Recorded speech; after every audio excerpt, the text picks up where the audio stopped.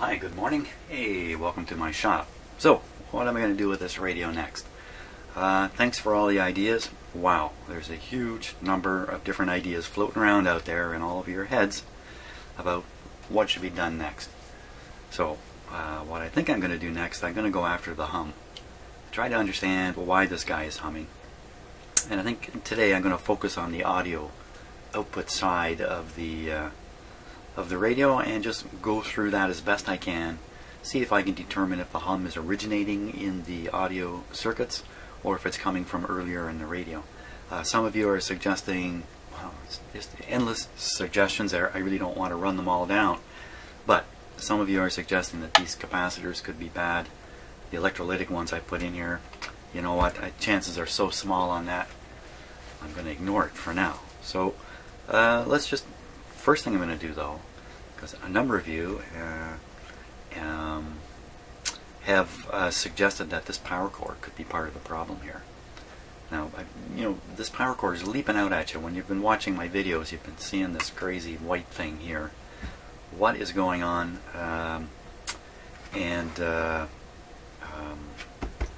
my gosh, I've forgotten his name. How could I? One of my longest term viewers, Mr. Tektalibus, has commented that he's even seen the grommet down here. Yes, there is a grommet there, and that's where the wire would go. So his thinking was, I probably stuck it in like this. I replaced the original and stuck this one in like this so it wouldn't go out the hole, so I could put the amplifier on its side. You know, that's exactly right. That's exactly what I did. I want to stand this is years ago now, stand this on its side. I took the power cord out of there. I wanted to come out the back. There's no holes here. So the only hole out the back that I could get at is up in this area. So I very foolishly fed it through this compartment, not even thinking that maybe what's in here is being kept out of what's in here because of interference and other weird stuff. Now, do I personally think this is a big deal? No, I don't. Do I know? No, I don't. We're going to find out. Yes, we are. I'm going to take it off right here, right now. And in my mind, this cord is temporary anyway. When I'm all done, I'll be switching this cord with something different. But for now, this is good enough.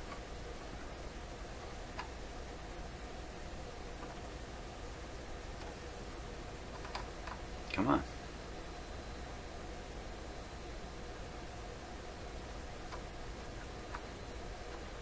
There we go.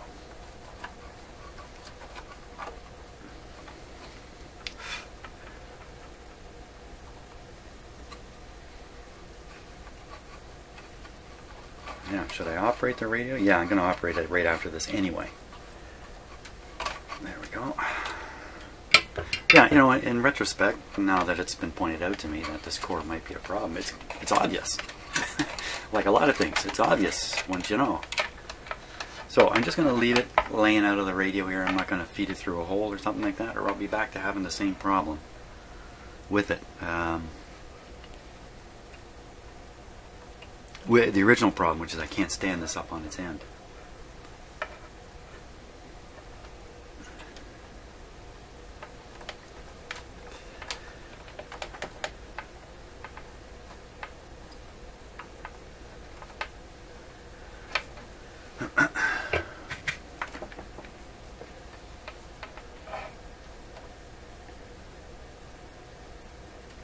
So I'm getting reminded that the 6V6 in this radio may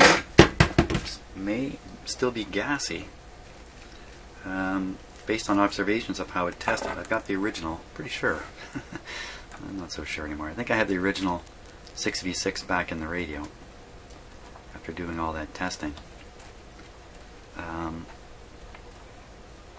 But I'm still getting a strong suggestion that that tube may be gassy. So I took a look at the instructions for my Weston tube checker, thinking that there was something in there for gassy, how to test a gassy tube.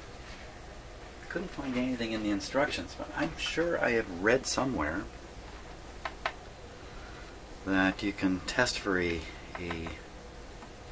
fully gassed out tube is shot, right? It's not going to it's not going to work at all. But what we're talking about here are tubes that have got some air in them, but not a lot yet. Probably leaking like a molecule a second or something like that during its life, and now it's got to the point where it's got enough gas in it that it's having an effect. I always thought the effect was it would just make the tube appear weaker and weaker. In fact, it would be weaker and weaker, but apparently the high GM readings that I've gotten could be the result of a small amount of air in the tube. So anyway, my one tube checker, the Weston one, looks like it's not going to help me at all with that issue. I'm getting this soldered on here. Again, it's nothing permanent about it. I just don't want it coming off while I'm working. There we go. Okay, first repair done already. Ooh, ooh, ooh. Let's get your money out on whether this is going to change the hum situation. And I guess if I'd been really smart, I would have turned it on, heard the hum, turned it off, moved the cord. But we'll just have to assume that the way it appeared at the end of the last video is the way it still is in terms of operating. Okay, so for an antenna, let me get my signal generator going. For an antenna, we're on the outdoor antenna on the shortwave side here.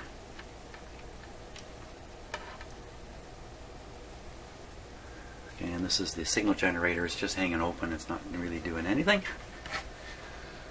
And let's get the scope. The scope is connected to the speaker. Just give me a second here. See how that looks.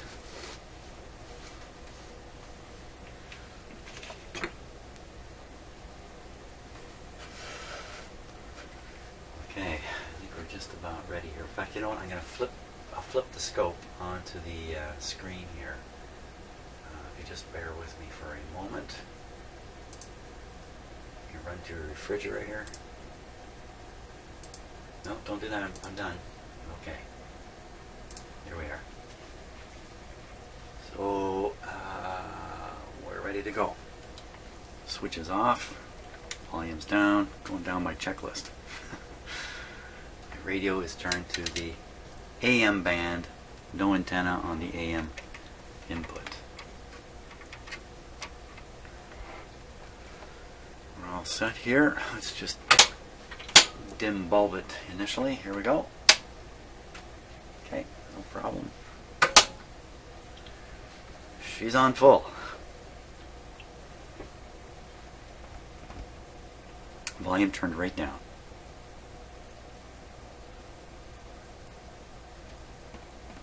We see and we hear nothing. That's just about what I would want. Oh, we see something.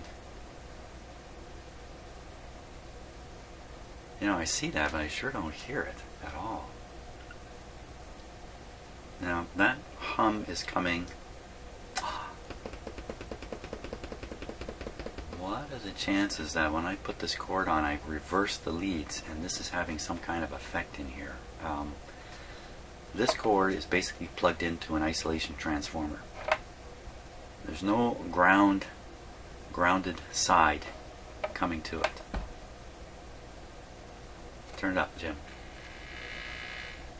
Oh. Well, that's really odd, isn't it? So it's turned down. I see a hum. I turned up a little bit. A little more.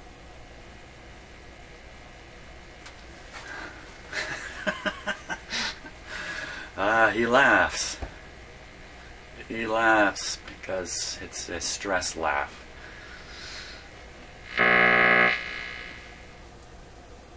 Right down. Where'd the funny hum go? Where'd the funny waves go? That's another nervous laugh.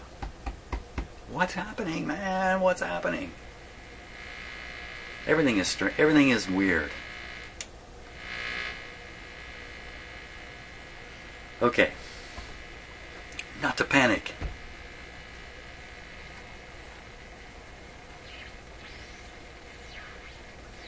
Really? You can pick up stuff?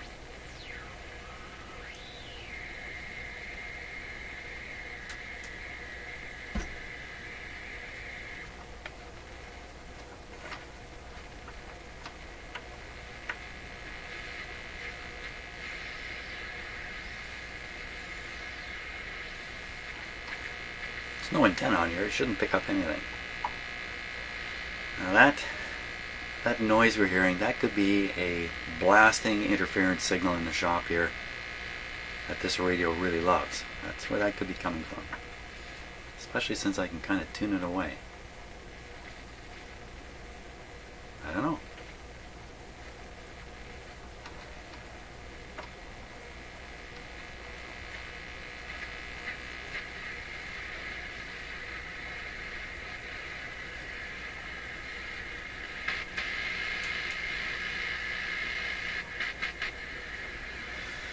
Okay, leaving it on AM. We'll flip now to gramophone. Leaving it on AM, we'll flip to gramophone.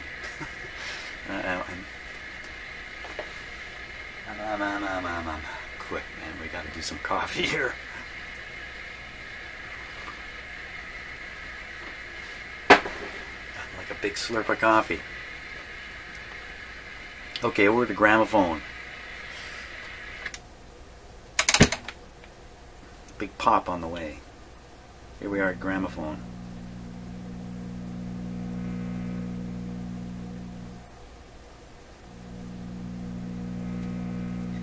There's two tone settings on gramophone. This is the far one.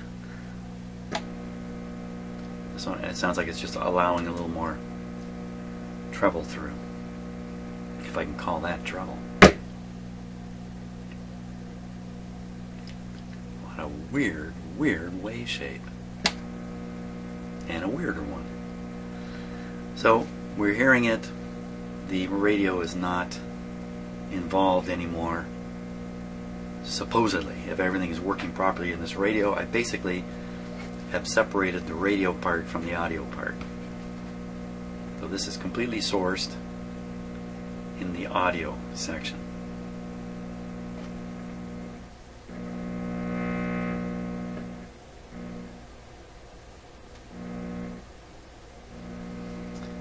Pretty strange stuff.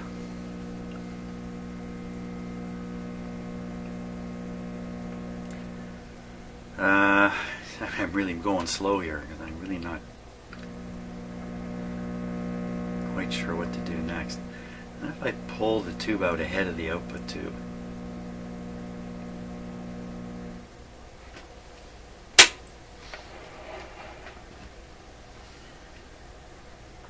Do that. Wow! Grabbed onto the output tube by accident.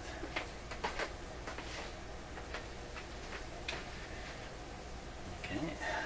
You ever wonder where your old socks go? I've got them. Those missing socks.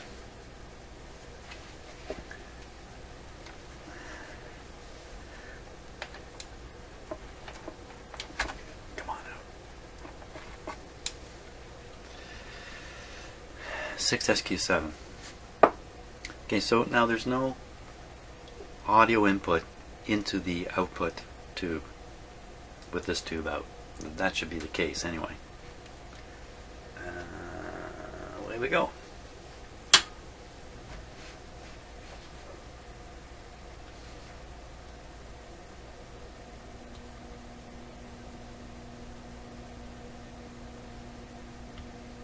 Okay, this shouldn't do anything. Volume control does nothing.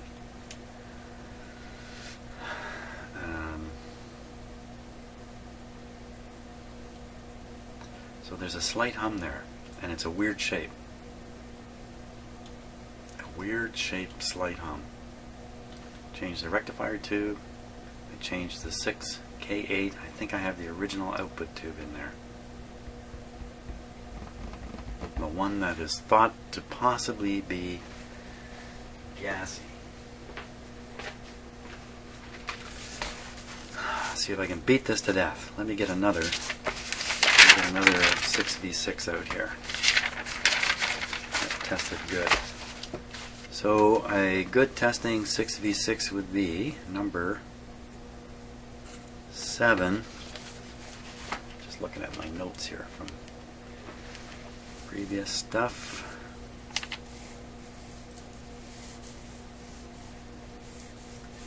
Number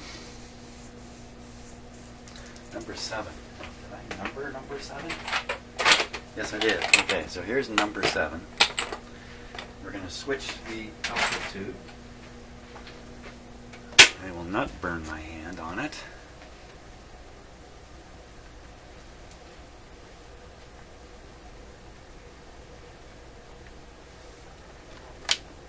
Ooh, ooh, ooh. Hate those cracky sounds when you're doing this kind of stuff. Okay, out it comes.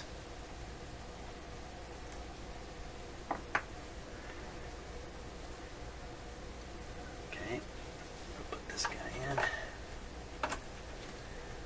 My money says it's going to look exactly the same. Okay.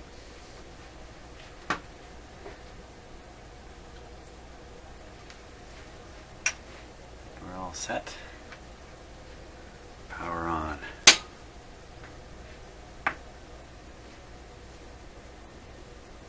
Looks good.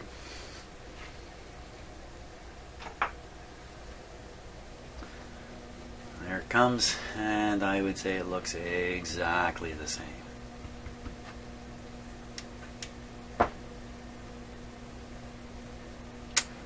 Now, could this guy be a problem? 6SQ7? I don't think so. Tested him some time ago. 6. Hey. Yeah, 6SQ7. 1200. My notes are a little odd on this one. 6SQ7.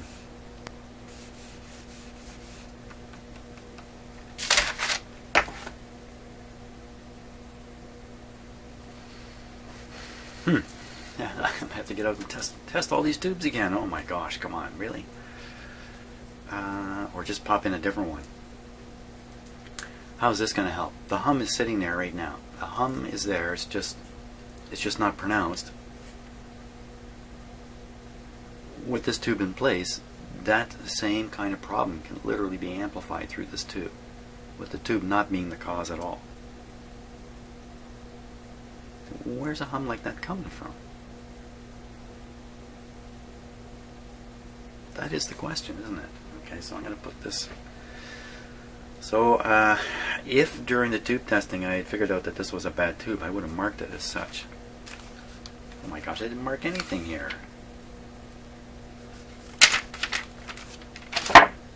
Okay, I gotta test this tube again. Son of a gun. Son of a gun. A gun is a part of a ship. Did you know that? Okay, here we go.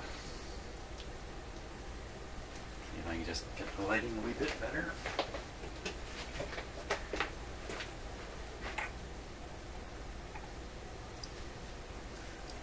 That'll do, I guess. There. There you go. Fantastic. Okay, so the tester is set for a 6SQ7. Just double checking. 6SQ7. 6.3. 1. 18L. 25100. 25100. 3760. 3760. 37. Sensitivity for the meter on F for the plate. Okay, so the reject point is 760 on the scale, so that's in this range here. First test is a triode. I don't know if I tested this tube properly, to be honest with you. First test is a triode, and the actual mutual conductance is direct reading on there. Okay, let's see. Now, one of you was commenting about me turning this on and off as I was plugging in and out of the tube. And I don't normally do that. I normally leave this guy on. One thing's for sure, you cannot turn these dials when the tube is plugged in. on this tester. But the instructions actually say turn it off, put the tube in, set all the dials, and then turn it on. That's the instructions actually instruct you that way, but it needs instructions. Okay, let's see what we got here. Nothing leaking. Ready on the GM test. So it's coming up at 1,000. What did I write down last time? I wrote 1,200. Okay, a little line check. It looks just fine. And GM again, up around 1,000. It's, ooh, hey, look at that. Isn't that interesting? So, I had this problem last video after I did a line check. Now I got suspicious that it was the adjust control, which I wiggled a bit. Didn't seem to be the case, but somebody suggested maybe the actual line check switch itself is a problem. I don't know. It's solid now. So this tube is reading quite a bit high from what it's supposed to read according to this. Instead of 760, it's reading just over 1,000. Is this the gassy tube? In the past, I wouldn't even think twice about it. I would just accept it. Okay, let's do the other test. So we go to do the diode test in this tube. 2013P. 2013P. 0760 0760. 48 sensitivity. 48. A different plates involved. P1, P2 for the diode. P1 for one diode, P2 for the other. Plate 1, plate 2. This setting doesn't matter anymore. This setting doesn't matter either. This is actually controlling the signal that is fed to the plate. Some kind of alternating signal, some frequency, I don't know what. It's fed to the grid, rather. Did I say plate? Fed to the grid, and I guess this, I've always assumed this is just different levels of that signal. Okay, nothing happening there. Here we go. This is a diode. It's got to come above this little diode marker right there. Just squeaking over. Okay, other one. A little higher. I think I do remember this now. So the diode test is fine, I think. The issue is the GM test. It's not really suggesting a gassy tube.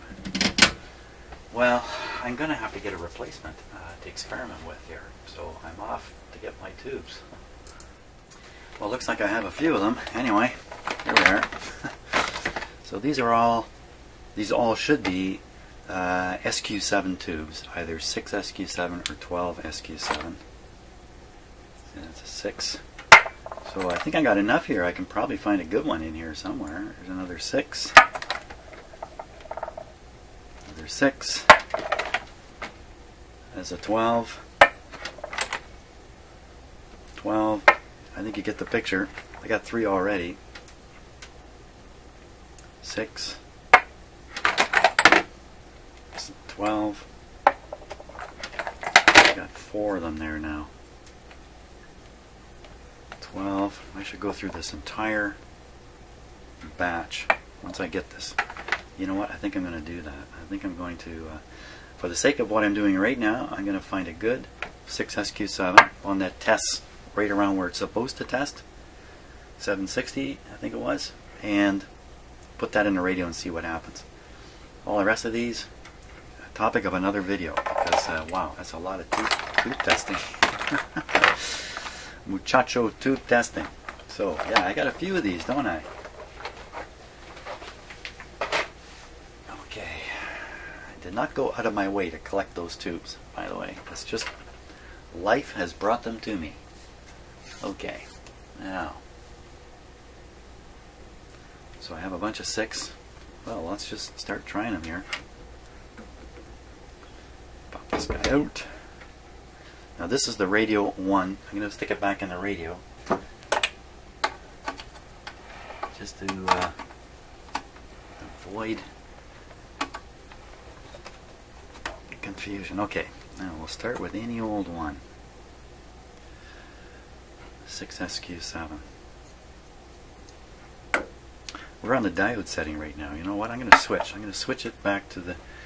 I'm not too worried about the diodes so much as the triode.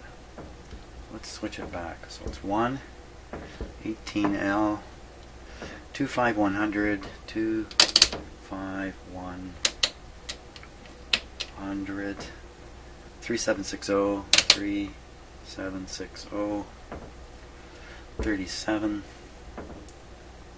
for the meter, F, ooh, don't ever forget that, there we go. Okay, 25100, 25100, check. 3760, 3760, check. All buttons up. Okay. So we'll be testing the triode in here.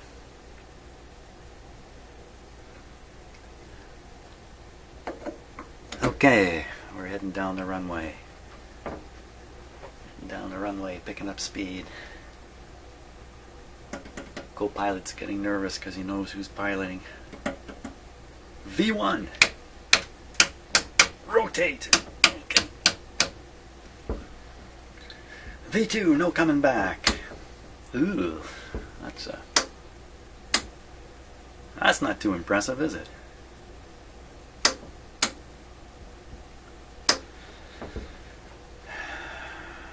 Two 25100. We're in flight, checking our flight systems now.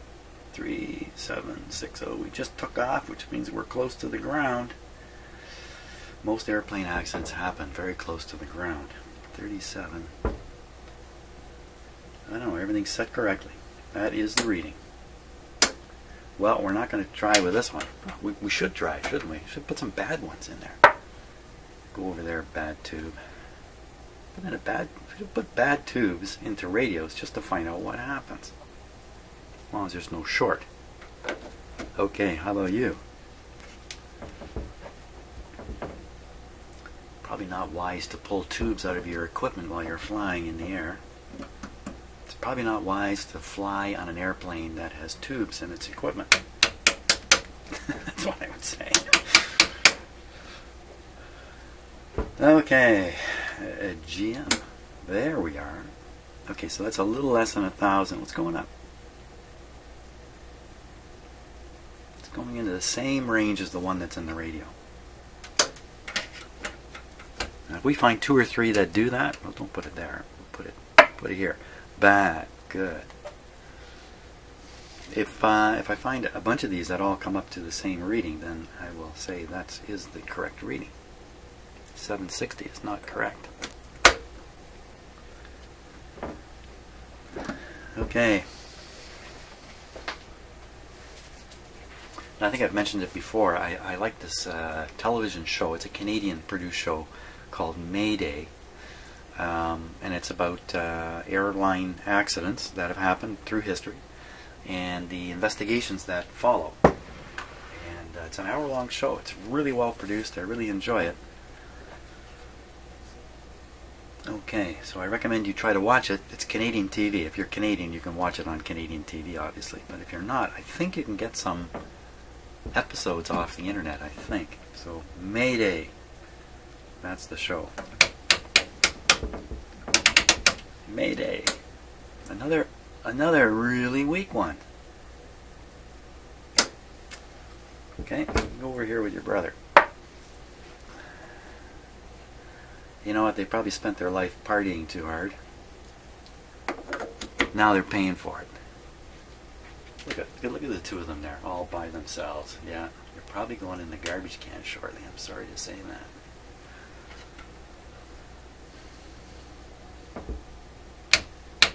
It's a good thing they're not plugged in and operating, because, you know, without the heater being hot, there's no chance of them hearing what I just said. Here we go. Oh, this guy's even higher. So, question is, it's supposed to be 760. It's getting up towards double the rated number, according to the sheet here. I used to just think, hey, that's super good. I really didn't know what to think about tubes like that. Okay, so this one, we'll put it in the middle here. There we go. So far, I've only got one that's. I really haven't gotten any that match the number here.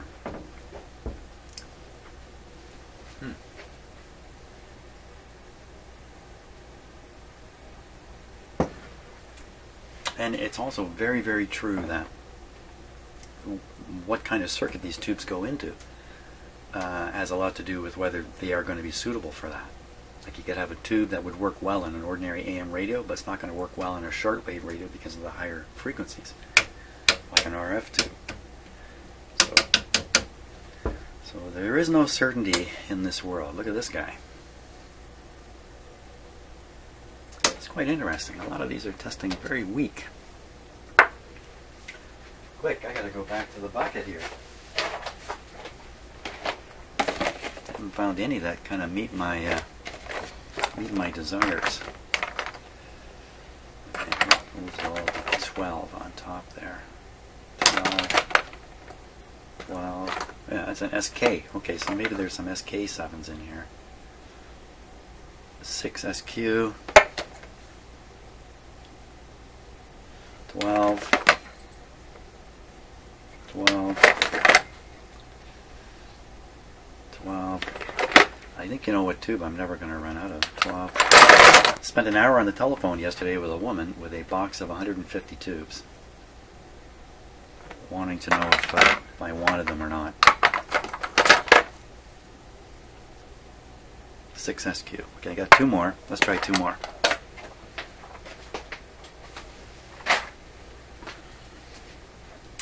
At the rate I'm testing the tubes I have, maybe I better get those other ones.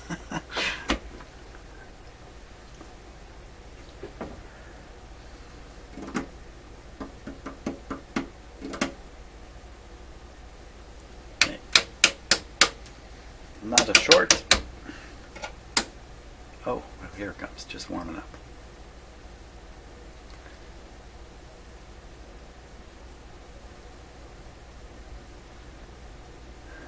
It's going right past 1,000. It's getting up into the double range.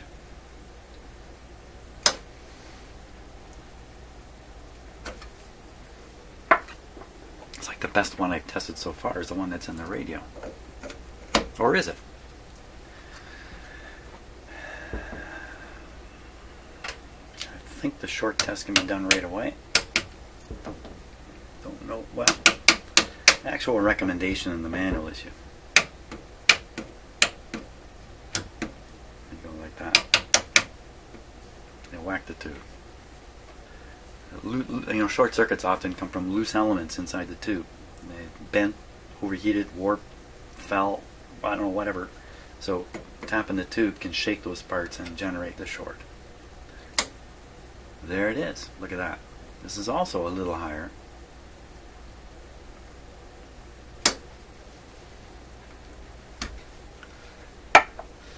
Frankly, if something came up at 760, I would wonder about it at this point. Okay, so we got a whole pile of tubes here. I got 2 that are relatively okay.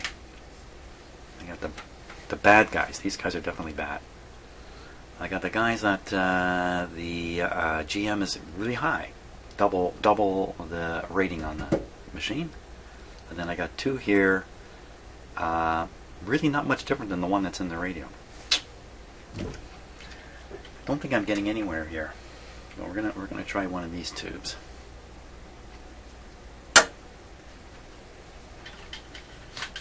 Okay, I'm gonna make you watch me put the tube tester off my bench here.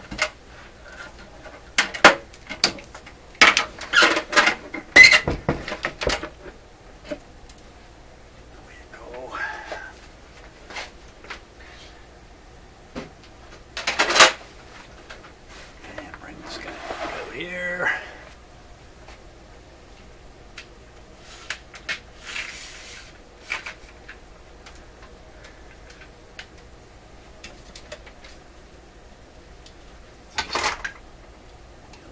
Lighting on the deal. Okay, so we're going to first take these bad tubes, bad boys.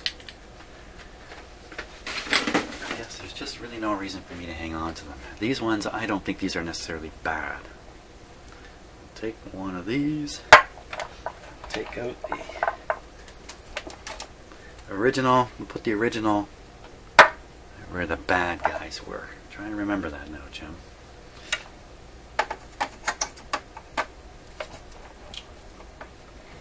Okay, you know what? I wouldn't wager a penny on this changing the operation of the radio. Not even a single penny. Well, you know what? Come to think of it, being Canadian, we don't use pennies anymore. If I whip out my change here, there's no pennies. That's $1. That's $4. That's a $2 coin. $6. 50 cents. By the way, I was chastised. I think I said that. That's a caribou on there. Shame on me for. I think I said it was a. I don't know what I said it was. A moose. Turns out it's caribou. Okay. Caribou on the quarter. There we set.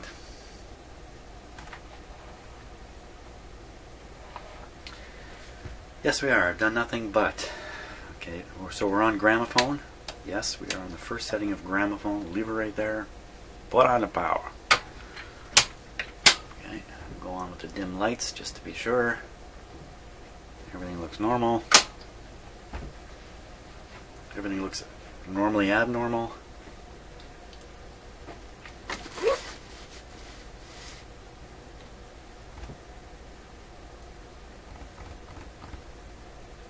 I didn't test the diodes on that tube. I'm gonna guess.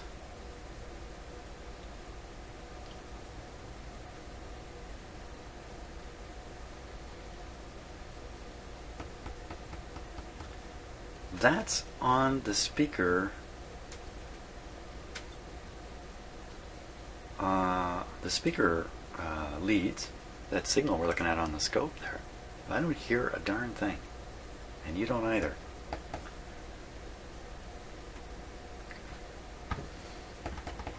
That's hard in itself to explain.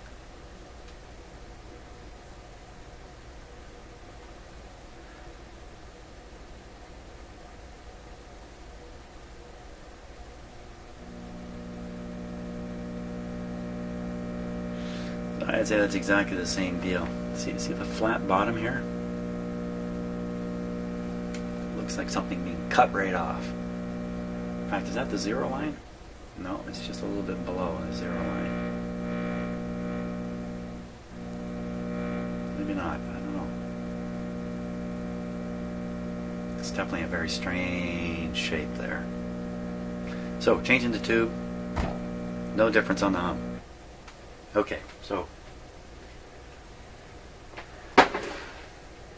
I gotta believe the output tube, the 6V6, and the tube leading up to it, the 6SQ7, are both thumbs up. I gotta believe that at this point. There's that. How do you do that? How do you get a signal of that strength onto the speaker voice coil but not hear a thing?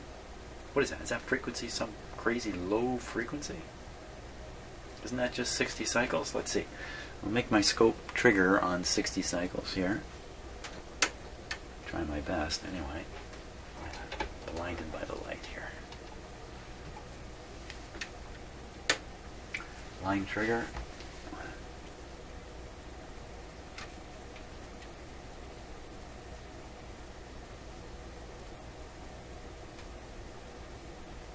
Triggered momentarily there.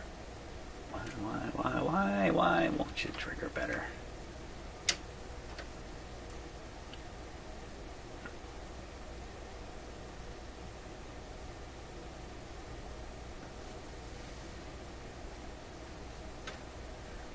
trigger indicator indicates it's triggered right there. That's triggered.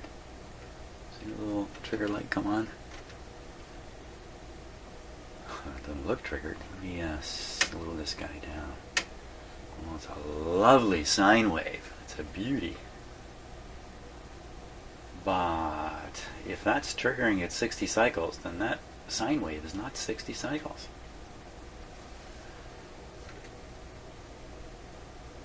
Come on, scope, you can do it. It's going one way than the other. Okay, so that's untriggered.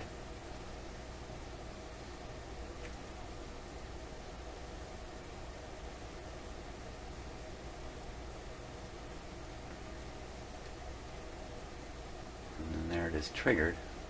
It's not 60 cycles.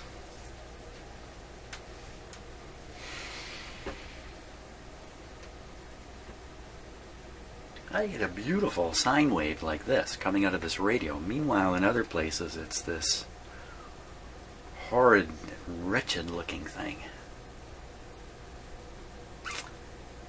Because there's a huge low frequency oscillation in the output.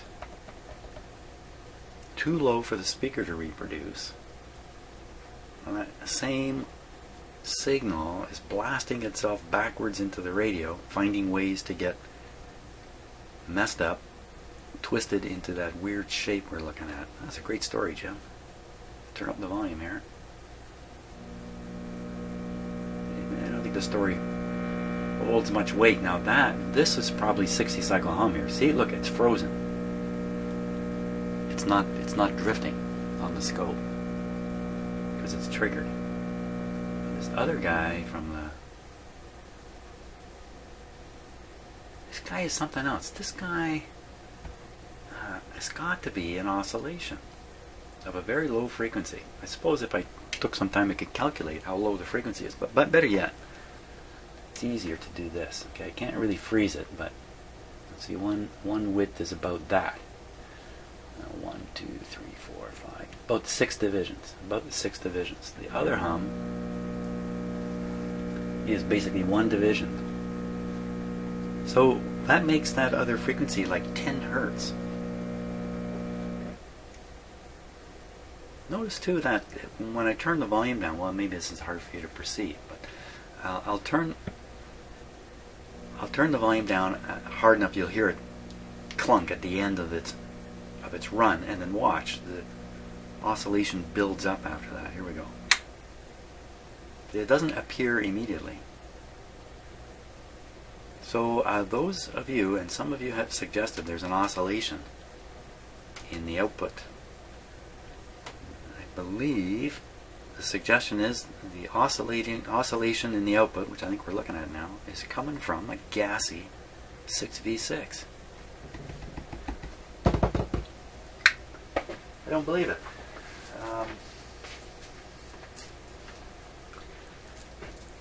Now, another one of you suggested that I should look for this resistor on the grid of the 6V6.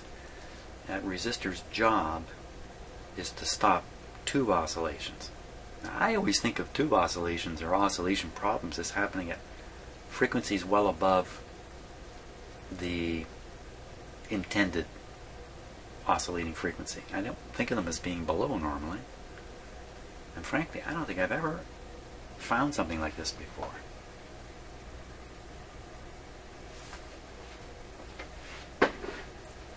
What to do? What to do? I'm going to pop the... And this is another 6V6, isn't it? Which one have I got in here now? Have I got number 7 in there? So here's the original 6V6. It's in my hand here. The one that's in there is a replacement. So I don't think it's a tube-related thing. It's a circuit-related thing, and that resistor is suddenly of great interest to me.